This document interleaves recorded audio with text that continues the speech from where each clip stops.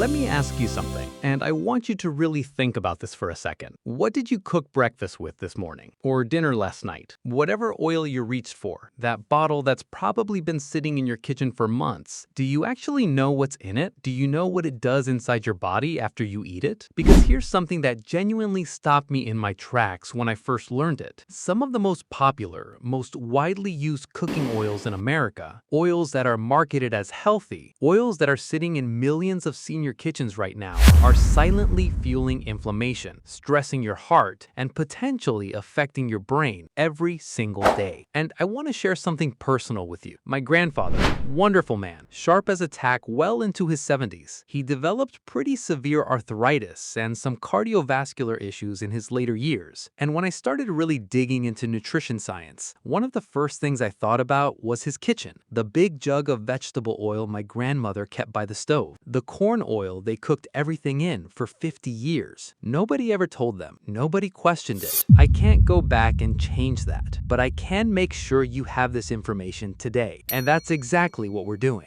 Stick with me through this whole video because by the end, you're going to know not just what to avoid, but exactly what to replace it with. Practical, affordable, stuff you can find at your regular grocery store. Let's go. Welcome back to the channel, everybody. And if you're joining us for the first time, genuinely welcome. I'm so glad you're here. This channel is all about giving real health information to real people, especially folks who are 60, 65, 70, and beyond, without all the noise and confusion that's everywhere online these days. No selling you supplements, no scary clickbait, just honest, research-based conversation that I hope feels like talking to a trusted friend who happens to know a lot about health. Today, we are going deep on 3 cooking oils that I believe are doing a disproportionate amount of harm to seniors specifically. And I want to emphasize that word specifically, because what affects a 30-year-old and what affects a 68-year-old are genuinely different things. As we age, our bodies change in ways that make us more vulnerable to certain kinds of damage. We're going to talk about all of that today. And before we dive in, if you haven't subscribed yet, go ahead and hit that button. We put out videos like this every week, and I'd hate for you to miss one. All right, let's get into it. Before I get into the specific oils, I want to spend just a minute on why these oils are especially problematic for people over 60, because I think that context makes everything else click. Here's the deal. As we age, a few things happen in our bodies that are just biological reality. First, our inflammatory response becomes less regulated. Young bodies can handle inflammatory triggers and bounce back. Older bodies tend to stay in a state of low-grade chronic inflammation more easily. Researchers actually call this inflammaging. It's a real medical term, and it's linked to heart disease, Alzheimer's, diabetes, arthritis, and a whole range of age-related conditions. Second, our cells become less efficient at fighting oxidative stress. Think of oxidative stress like internal rust. It damages cells, it damages DNA. When you're young, your body has a robust antioxidant defense system. After 60, that system starts to slow down. Third, our metabolism changes. We process fats differently. Our livers work differently. Our gut microbiome shifts. All of this means that what we put in our bodies has compounding effects as we age, for better or for worse. So when I tell you these oils are problematic, it's not just general health advice. It's specifically about protecting the biology of an aging body. Okay, now let's get into oil number 1. Oil number 1, and I promise this one is going to surprise a lot of you, is soybean oil. Now, I can already hear some of you saying, I don't buy soybean oil. I've never even picked up a bottle of that. And here's the twist that I think is genuinely shocking. You almost certainly are eating it every single day without realizing it. Here's why. In the United States, when a food label says vegetable oil, and that phrase is everywhere, it's on crackers, salad dressings, mayonnaise, frozen dinners, packaged snacks, bread, margarine, restaurant food, fast food, that is almost always soybean oil. Soybean oil accounts for more than 60% of all edible oil consumption in the United States. It is by far the most consumed oil in this country. So even if you've never bought a bottle of it yourself, you are almost certainly getting a significant dose of it every single day through processed and packaged foods. Let that sit for a moment, because I think that changes the conversation. So why is this a problem, especially for seniors? Soybean oil is what's called a polyunsaturated fat, and it's extremely high in something called omega-6 fatty acids. Now, I want to be clear. Omega-6 fatty acids are not evil. Your body actually needs them. They serve real functions. The issue is about ratio. Your body works best when your omega-6 to omega-3 ratio is somewhere around 4 to 1, or even lower. Ideally, close to what our ancestors ate for thousands of years. But the modern American diet, thanks largely to soybean oil being in everything, most Americans are running a ratio of somewhere between 15 to 1 and 25 to 1. Some estimates go even higher. What does that do? When omega-6 overwhelms omega-3 in your body, it tips your inflammatory balance in the wrong direction. Your body starts producing more pro-inflammatory compounds, things called cytokines and eicosanoids, and less anti-inflammatory ones. And for a senior who's already more vulnerable to inflammaging, that's like pouring gasoline on a fire that was already burning too hot. We're talking about worsened joint pain and arthritis symptoms, increased cardiovascular risk, greater cognitive vulnerability, slower recovery from illness or injury. Now, here's the part that really hit me, and this is where the brain health piece comes in, because I know a lot of you are thinking about Alzheimer's and dementia. That fear is real and it's valid. Researchers at UC Riverside published findings showing that soybean oil altered the expression of genes in the brain, including genes associated with oxytocin signaling and neurological conditions, including Alzheimer's and Parkinson's disease. This was in an animal study, and I always want to be careful about translating animal research directly to humans. The science is still developing, but the lead researcher herself said the findings were concerning enough to warrant serious attention. And here's what I think about that. Even setting aside the animal research, we have enormous amounts of evidence linking chronic inflammation and oxidative stress to neurodegeneration. And soybean oil is one of the most significant drivers of both of those things in the American diet. The connection isn't a stretch. One more thing about soybean oil I want you to know. Most of it in the US is made from genetically modified soybeans, and it goes through an intense industrial process, high heat, chemical solvents, often hexane, which is a petroleum-derived solvent. Then it's bleached and deodorized. By the time it's in that bottle, there is essentially nothing nutritious left. It's a refined industrial product, not a food. Drop a heart in the comments right now if you just looked at something in your kitchen and realized it has vegetable oil in the ingredients. You are not alone, and this is exactly why this conversation matters. Oil number 2, corn oil. All right, number 2, corn oil. If soybean oil is the sneaky one hiding in your food, corn oil is the one that pulled off one of the greatest marketing campaigns in American history. Go back to the 1960s and 70s. American families were being told by advertisers, by food companies, and frankly, by some medical organizations that animal fats like butter and lard were killing us, and that vegetable oils like corn oil were the heart-healthy alternative. They were TV commercials, magazine spreads, celebrity endorsements.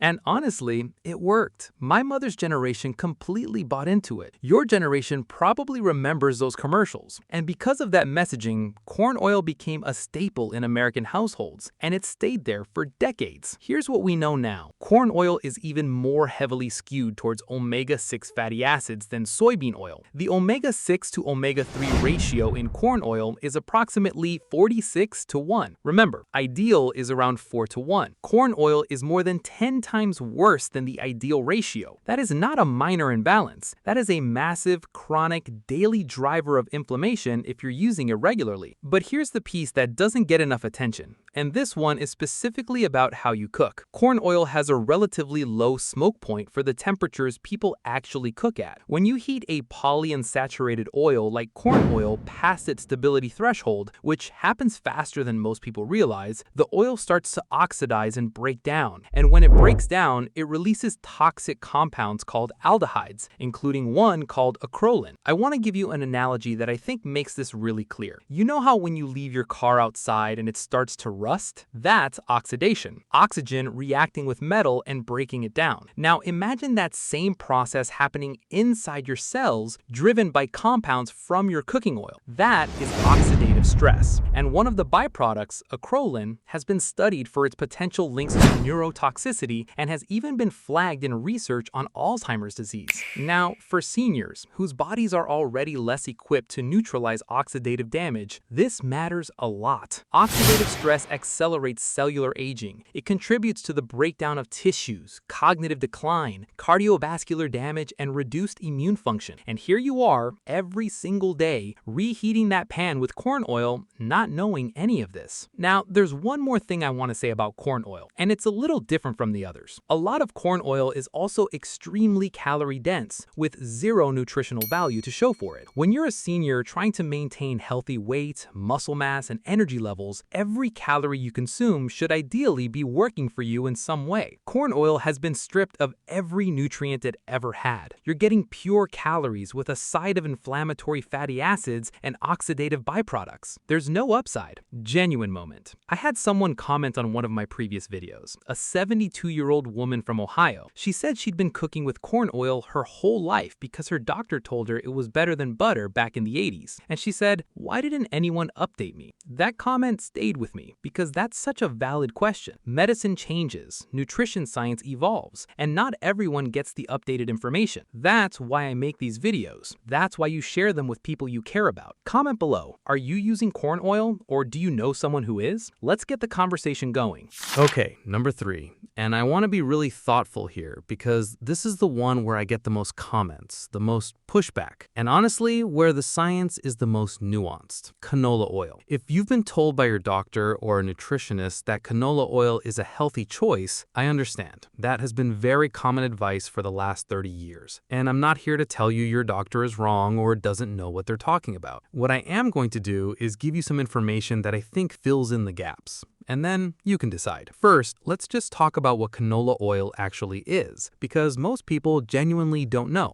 Canola oil comes from the rapeseed plant. Now, raw rapeseed oil had high levels of a compound called erucic acid, which in animal studies was associated with heart issues. So in the 1970s, Canadian scientists bred a new variety of rapeseed with low erucic acid content. They called the resulting oil canola, from Canadian oil, low acid. It's a marketing name, created specifically to distance the product from the word rapeseed, which obviously wasn't going to fly on grocery store shelves in America.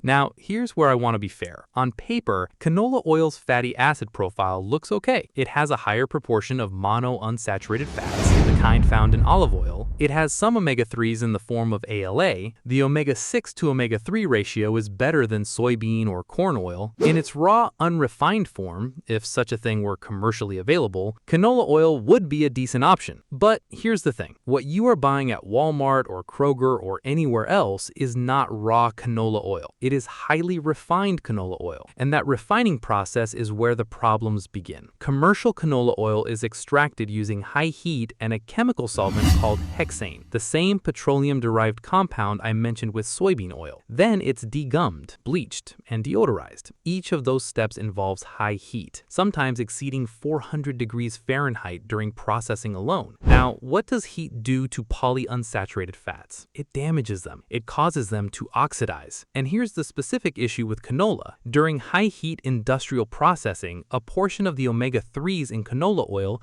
undergo a chemical change that produces trans fats. Now, when you look at the nutrition label on a bottle of canola oil, it will say 0 trans fats. And that's technically legal, because FDA labeling rules allow products to round down to 0 if there's less than 0.5 grams per serving. But per serving is 1 tablespoon. And if you're cooking with canola oil regularly, you're not using 1 tablespoon in isolation. You're using it meal after meal, day after day. Those trace amounts add up. And then there's the omega-3 issue I mentioned, because this is something I really want seniors to understand. Canola oil contains omega-3s in the form of ALA, alpha-linolenic acid. And people hear omega-3 and they think of all the benefits associated with omega-3s. Heart health, brain health, reduced inflammation, and that's true. But those benefits are primarily associated with EPA and DHA, the long-chain omega-3s found in fatty fish and fish oil. ALA has to be converted by your body into EPA and DHA to be useful. And research suggests that the human body converts only about 5 to 15% of ALA into those usable forms, and that conversion rate decreases with age. So the omega-3 benefit that canola oil is supposed to offer is, for most seniors, largely theoretical. You'd be far better served by eating salmon twice a week than by cooking with canola oil every day. I know this one might be frustrating to hear, because a lot of you made the switch to canola specifically because you were trying to be healthy. You were doing what your doctor suggested.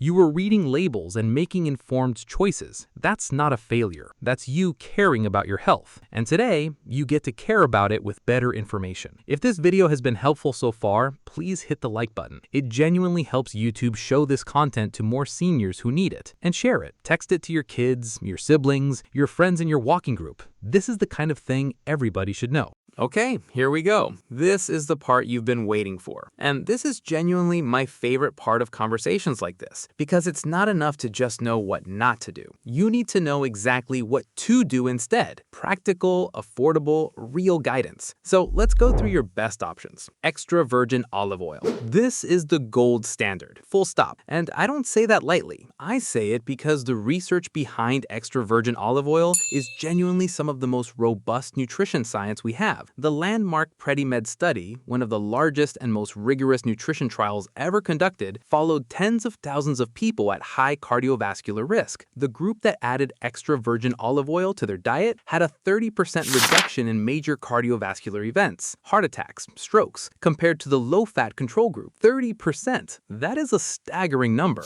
Extra virgin olive oil is rich in oleic acid, a heart-healthy monounsaturated fat. But more importantly for seniors, it contains powerful polyphenols, including one called oleocanthal, which functions similarly to ibuprofen as a natural anti-inflammatory. For someone managing arthritis or joint pain, that is remarkable. You're getting natural anti-inflammatory compounds every time you cook. It also contains vitamin E and other antioxidants that directly counteract the oxidative stress we talked about earlier. Practical tips for buying it. Make sure the label says extra virgin, not pure olive oil, not light olive oil, not just olive oil. Extra virgin means minimally processed, which is what you want. Look for a harvest date on the bottle. Fresher is better. Within the last 12 to 18 months, ideally. The Corkland brand at Costco is genuinely excellent quality for the price. California Olive Ranch is widely available at regular grocery stores and is also very good. Use it for low to medium heat cooking, sautéing vegetables, cooking eggs, making sauces. Drizzle it on salads, soups, roasted vegetables. Option 2, avocado oil. This one's a great practical tool. For high heat cooking, roasting, searing, stir fry, grilling, this is your best friend. Avocado oil has a smoke point of around 500 degrees Fahrenheit, which means it stays stable and doesn't oxidize at normal cooking temperatures. That's a massive advantage over seed oils. It's primarily monounsaturated fat, similar to olive oil, and it's mild in flavor, so it doesn't overpower your food. Great for chicken, fish, vegetables in the oven, really anything where you need heat. You can find refined avocado oil at most major grocery stores now. Walmart, Target, Kroger, Sam's Club. Look for Chosen Foods or Primal Kitchen brands. Both are widely available and reliable.